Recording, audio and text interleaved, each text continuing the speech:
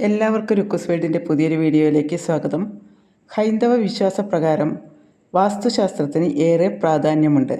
അതിനാൽ തന്നെ വീട് വയ്ക്കുമ്പോൾ നാം വാസ്തു നോക്കാറുണ്ട്. ലക്ഷ്മി ദേവിയുടെ കടാക്ഷം ലഭിക്കുവാൻ വീടും പരിസരങ്ങളും വൃത്തിയായി സൂക്ഷിക്കേണ്ടത് അത്യാവശ്യമാണെന്ന് വാസ്തുശാസ്ത്രം പറയുന്നു. മനുഷ്യവാസമുള്ളിടത്തെല്ലാം ചൂല് അത്യാവശ്യമായ ഒരു കാര്യം തന്നെയാണ്. നെഗറ്റീവ് ശക്തികളെ ഇല്ലാതാക്കി പോസിറ്റീവ് ഊർജം കൊണ്ടുവരുവാൻ സഹായിക്കുന്ന ഒരു വസ്തുവാണ് ചൂല്. ലക്ഷ്മി ദേവിയുടെ പ്രതീകമായാണ് ചൂലിനെ കണക്കാക്കുന്നത്. ചൂല് വീട്ടിൽ ഐശ്വര്യം കൊണ്ടുവരുന്നു.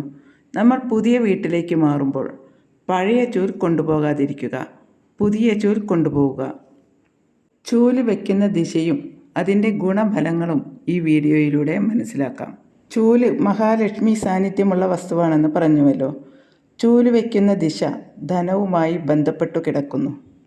വാസ്തുശാസ്ത്രപ്രകാരം ചൂൽ ഒരിക്കലും വടക്കു കിഴക്കേ ദിശയിൽ, അതായത് ഈശാന കോണിൽ വയ്ക്കരുത്. കാരണം ഈ ദിശയിൽ ചൂൽ വെച്ചാൽ വീട്ടിൽ ധനനഷ്ടം ഉണ്ടാകുമെന്ന് പറയപ്പെടുന്നു. തെക്ക് പടിഞ്ഞാറേ ദിശ, അതായത് കന്നിമൂല, തെക്ക് കിഴക്കേ മൂല, അതായത് അഗ്നിമൂല എന്നീ ഭാഗങ്ങളിൽ ചൂല് ഒരു കാരണവശാലും വയ്ക്കുവാൻ പാടുള്ളതല്ല.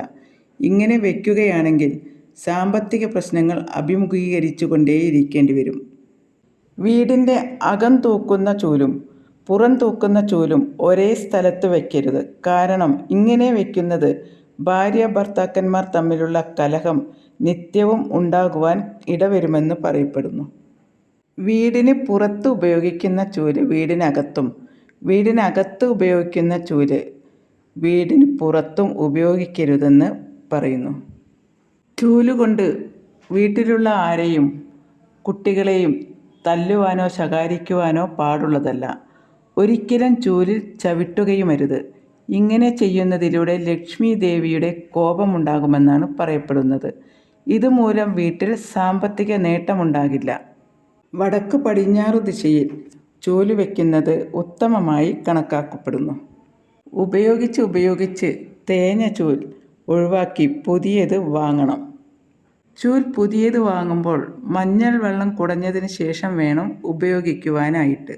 ചൂൽ അടുക്കളയിൽ സൂക്ഷിക്കരുതെന്നാണ് പറയുന്നത്. ഇങ്ങനെ ചെയ്താൽ വീട്ടിൽ ഭക്ഷണത്തിന് ക്ഷാമമുണ്ടാകുമെന്നാണ് വിശ്വാസം. സൂര്യാസ്തമയത്തിന് ശേഷം ചൂൽ ഉപയോഗിക്കുവാൻ പാടില്ല. സൂര്യോദയത്തിന് മുൻപ് തന്നെ വീടും പരിസരവും വൃത്തിയാക്കുന്നത് ലക്ഷ്മി ദേവിയെ പ്രസാദിപ്പിക്കുമെന്നാണ് വിശ്വാസം. കിടപ്പുമുറിയിൽ ചൂൽ സൂക്ഷിക്കുന്നതും ഒഴിവാക്കേണ്ടതാണ്.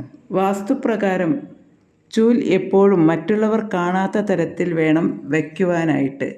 പുറത്ത് നിന്നും വരുന്നവർ നമ്മുടെ ചൂൽ കാണുന്നിടത്ത് വയ്ക്കരുത്. ചില തടസ്സങ്ങൾ വീട്ടിൽ വന്നു ചേരുന്നതാണ്. ചൂല് ആർക്കും കടം കൊടുക്കുവാനും പാടുള്ളതല്ല. ജീവിതത്തിൽ ഐശ്വര്യവും സമാധാനവും ഉണ്ടാകില്ല.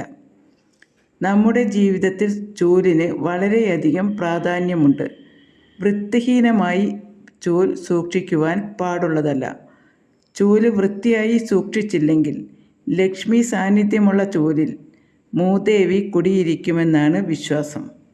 ഇതിലൂടെ നമ്മുടെ വീട്ടിൽ ദുരിതങ്ങൾ കൂടിക്കൊണ്ടേയിരിക്കും. വീട്ടിലെ അംഗങ്ങൾ അത് അനുഭവിക്കേണ്ടതായും വരുന്നു. മഹാലക്ഷ്മിയുടെ സാന്നിധ്യം അവിടെ ഉണ്ടാവുകയുമില്ല. ദാരിദ്ര്യം വേണ്ടുവോളം ഉണ്ടാവുകയും ചെയ്യുന്നു. കേടായ ചൂലുകളും പെട്ടെന്ന് തന്നെ ഒഴിവാക്കേണ്ടതാണ്. നമ്മുടെ പൂജാമുറിയിൽ ദേവീദേവന്മാരുടെ ചിത്രത്തിൽ ചൂലുകൊണ്ട് വൃത്തിയാക്കാതെ ഇരിക്കുക. ചൂല് പൂജാമുറിയിൽ സൂക്ഷിക്കാതെയും ഇരിക്കുക. ഊൺമേശയിലും ചൂല് ഉപയോഗിക്കുവാൻ പാടില്ല. വാസ്തുപ്രകാരം സന്തോഷത്തിൻ്റെയും സമൃദ്ധിയുടെയും പ്രതീകമായി ചൂലിനെ കണക്കാക്കപ്പെടുന്നുണ്ട്. ചൂൽ സ്വപ്നം കാണുന്നതും നല്ലതായാണ് പറയപ്പെടുന്നത്. വീട്ടിൽ ഐക്യത്തിനും ധനാഗമനത്തിനും ദാരിദ്ര്യം വരാതിരിക്കുന്നതിനും വീട് വൃത്തിയായി സൂക്ഷിക്കുന്നതുമായി ബന്ധപ്പെട്ട് ചൂലിന് വലിയ ബന്ധമുണ്ട്. വാസ്തുപ്രകാരം ചൂൽ കേടുവന്നാൽ പുതിയത് ഉടൻ തന്നെ വാങ്ങേണ്ടതാണ്. ശനിയാഴ്ച ദിവസമാണ് പുതിയ ചൂൽ വാങ്ങുവാൻ ഉത്തമ സമയമായി കണക്കാക്കുന്നത്. അതുകൊണ്ട് ചൂല് വയ്ക്കുമ്പോൾ മേൽക്കൂരയിലോ കോണിപ്പടിക്ക് താഴെയോ ബെഡ്റൂമിലോ അടുക്കളയിലോ ഒരു കാരണവശാലും വയ്ക്കരുത്. സന്ധ്യാസമയത്ത് അടിച്ചു വാരുന്നത് നമ്മുടെ വീട്ടിൽ ഐശ്വര്യം ഇല്ലാതാക്കുന്നു. ചൂല് ഉപയോഗിക്കുമ്പോൾ ഇങ്ങനെ ചെറിയ കാര്യങ്ങൾ, കുഞ്ഞു കുഞ്ഞു കാര്യങ്ങൾ ശ്രദ്ധിക്കുകയാണെങ്കിൽ നമ്മുടെ വീട്ടിൽ വലിയ രീതിയിൽ ഐശ്വര്യവും സമൃദ്ധിയും കൊണ്ടുവരുന്നു. അങ്ങനെ എല്ലാവരുടെയും വീട്ടിൽ ഐശ്വര്യവും സമാധാനവും അഭിവൃദ്ധിയും ഉണ്ടാകുവാനായി മഹാലക്ഷ്മിയുടെ അനുഗ്രഹം ഉണ്ടാകട്ടെ. ഇനിയും അടുത്ത വീഡിയോയിൽ കാണാം. Thank you for watching.